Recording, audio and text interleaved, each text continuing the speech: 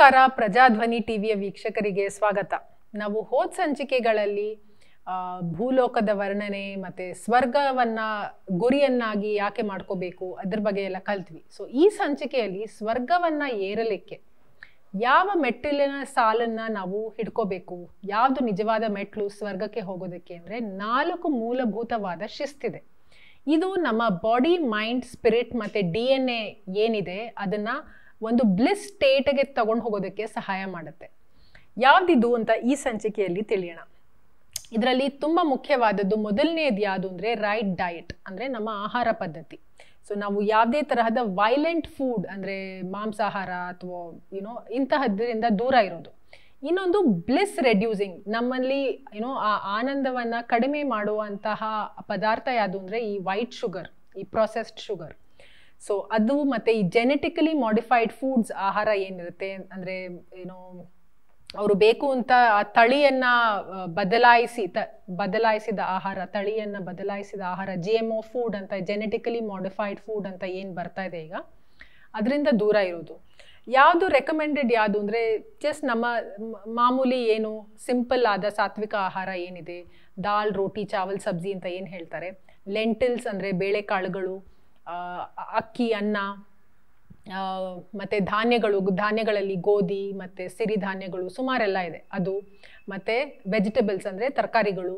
So ಇದು main ನಮ್ಮ staple diet ಆಗಿದ್ದು, ಸ್ವಲ್ಪ ಮಾತ್ರದಲ್ಲಿ ನಾಟಿ ಹಸುವಿನ ಹಾಲು ಅಥವಾ ಏನು ಹೇಳ್ತಾರೆ ಸ್ವಲ್ಪ ಮಟ್ಟದಲ್ಲಿ ಫ್ರೂಟ್ಸ್, ಹಣ್ಣು.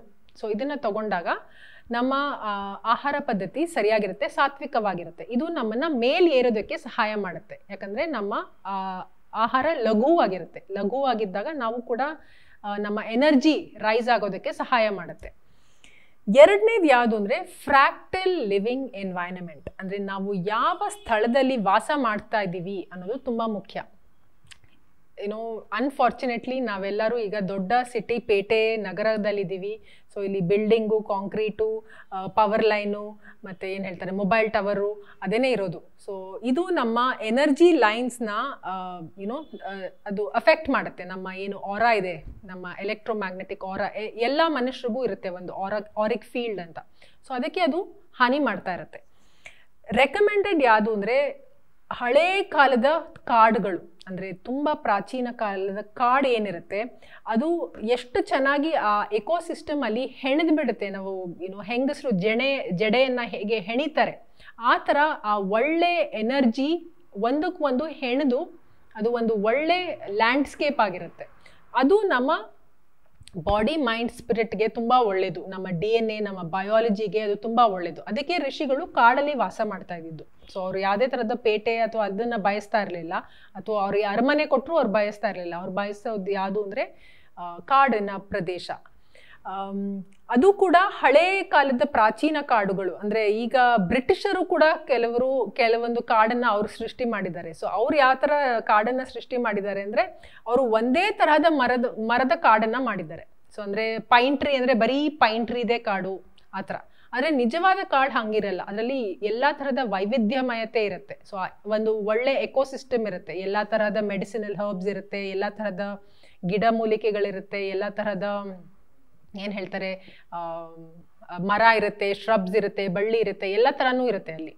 ಸೊ ಅಂತಹ ಜಾಗಗಳಿಗೆ ಅದಕ್ಕೆ 5 ಬೇಸ್ಡ್ ಅಂದ್ರೆ ಅದು ಒಂದು ಏನ್ ಹೇಳ್ತಾರೆ 5 ಅಂದ್ರೆ golden ratio. So golden ratio ಅಂದ್ರೆ ಅದು ಒಂದು ದೈವಿ ಪ್ರಮಾಣ, ಡಿವೈನ್ ಪ್ರಪೋರ್ಷನ್. ಐ ಥಿಂಕ್ ನಾವು ವಾಚ್ ಸಂಚಿಕೆ ಮಾಡಿದಾಗ ಇದನ್ನ ಹೇಳಿದ್ವಿ. ಇದು ಗೋಲ್ಡನ್ ರೇಷಿಯೋ ಅಂದ್ರೆ 1.618. ಆ ಪ್ರಮಾಣದಲ್ಲಿ ಕಾಡಿನ ಎನರ್ಜೀಸ್ ಎಲ್ಲ ಇರುತ್ತೆ.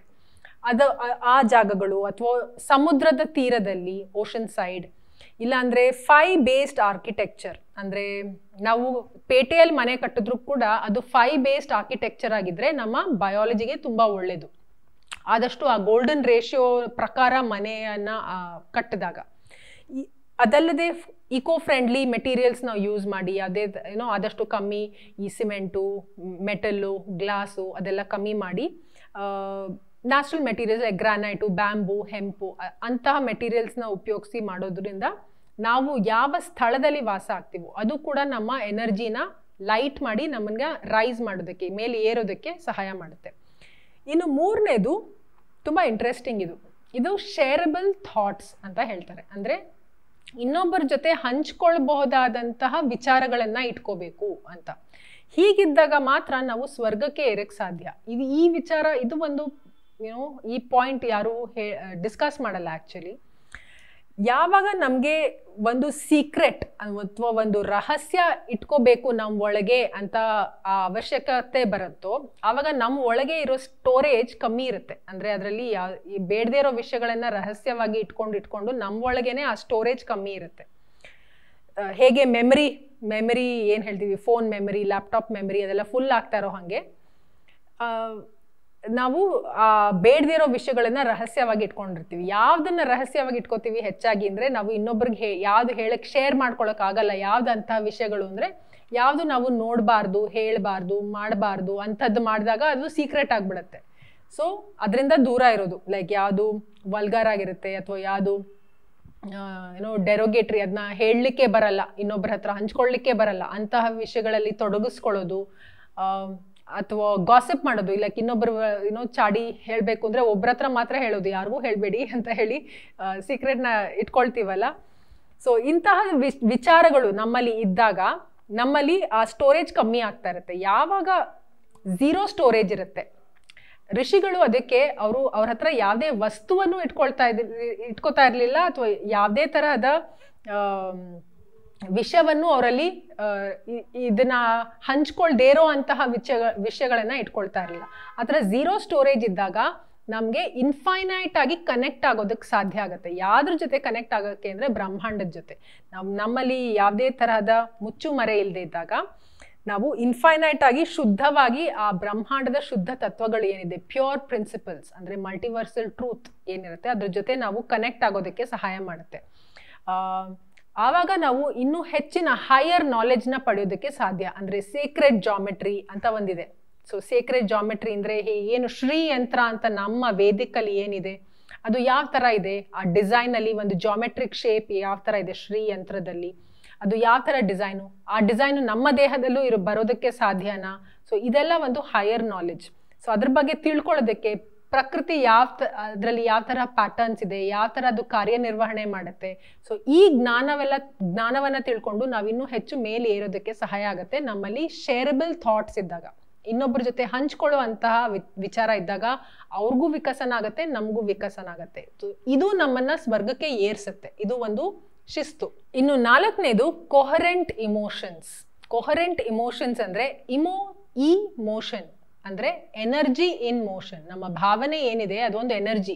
ಆ ಎನರ್ಜಿಗೆ ಒಂದು ಮೋಷನ್ ಬೇಕು, ಒಂದು ಡೈರೆಕ್ಷನ್ ಕೊಟ್ಟರೆ ಅದು ಒಂದು ಯಾವುದೋ ಒಂದು ದಿಕ್ಕಿನಲ್ಲಿ ಹೋಗುತ್ತೆ, ಮೂವ್ ಆಗುತ್ತೆ. ಸೊ ಅದು ಯಾವ ತರಹ ಇರಬೇಕು ಅಂದರೆ ಕಂಪ್ಯಾಷನ್ ಅಂದರೆ ಕಂಪ್ಲೀಟ್ ಪ್ಯಾಷನ್ ಅಂದರೆ ಸಂಪೂರ್ಣವಾದ ಏನು ಅನುಕಂಪ ಇದೆ ಅದನ್ನು ಬೆಳೆಸ್ಕೊಳ್ಳೋದಕ್ಕೆ ಪೂರಕವಾಗುವಂತಹ ಇಮೋಷನ್ ಇರಬೇಕು, ಭಾವನೆ ಇರಬೇಕು.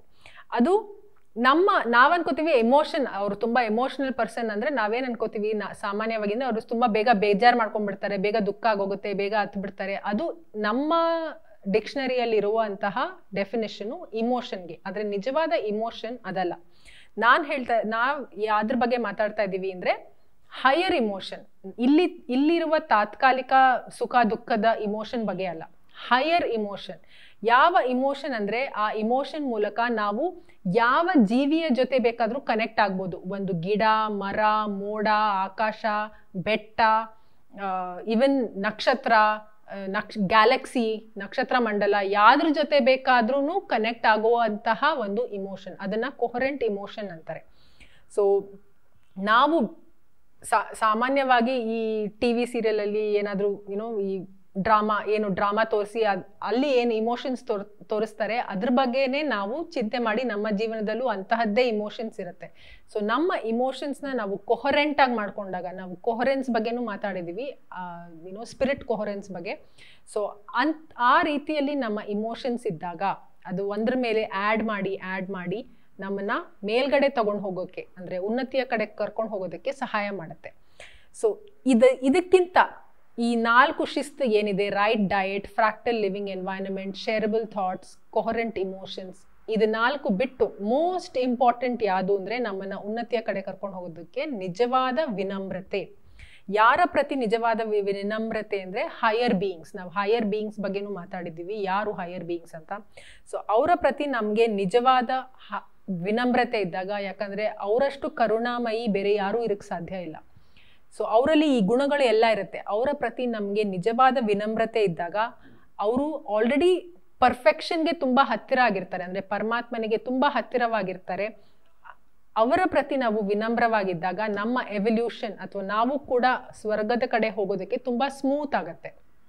ಸೊ ಏನು ಹೇಳ್ತಾರೆ ಅಂದರೆ, real journey only begins after one has attained proper humility. ಅಂದರೆ ನಮ್ಮ ನಿಜವಾದ ಪಯಣ ಯಾವಾಗ ಪ್ರಾರಂಭ ಆಗುತ್ತೆ ಮೇಲಿನ ಕಡೆ, ಸ್ವರ್ಗದ ಕಡೆ, ಅಂದರೆ ನಾವು ನಿಜವಾದ ವಿನಮ್ರತೆಯನ್ನು ಬೆಳೆಸ್ಕೊಂಡಾಗ. ನಮ್ಗೆ ಎಲ್ಲರಿಗೂ ಅನ್ಸುತ್ತೆ ನಾವೆಲ್ಲರೂ ವಿನಮ್ರರು ಅಂತ, ಆದರೆ ನಿಜವಾದ ವಿನಮ್ರತೆ ಅಂದರೆ ಸದಾಕಾಲ ಯಾವಾಗ ನಾವು ಅವ್ರಿಗೆ ಸೇವೆ ಮಾಡೋದಕ್ಕೆ ಸಿದ್ಧರಾಗಿರ್ತೀವಿ, ಅವ್ರಿಗೆ ಯಾವಾಗಲೂ ತಲೆಭಾಗಕ್ಕೆ, ಹೈಯರ್ ಬೀಯಿಂಗ್ಸ್ಗೆ ತಲೆಭಾಗಕ್ಕೆ ಸಿದ್ಧರಾಗಿರ್ತೀವಿ, ಅವ್ರಿಗೆ ಯಾವಾಗಲೂ ಅವ್ರನ್ನ ಸ್ತುತಿ ಮಾಡ್ತೀವಿ, ಅವ್ರಿಗೆ ತಲೆ ಬಾಗ್ತೀವಿ, ಅವ್ರಿಗೆ ಸೇವೆ ಮಾಡ್ತೀವಿ, ಅದೇನೇ ನಿಜವಾದ ವಿನಮ್ರತೆ.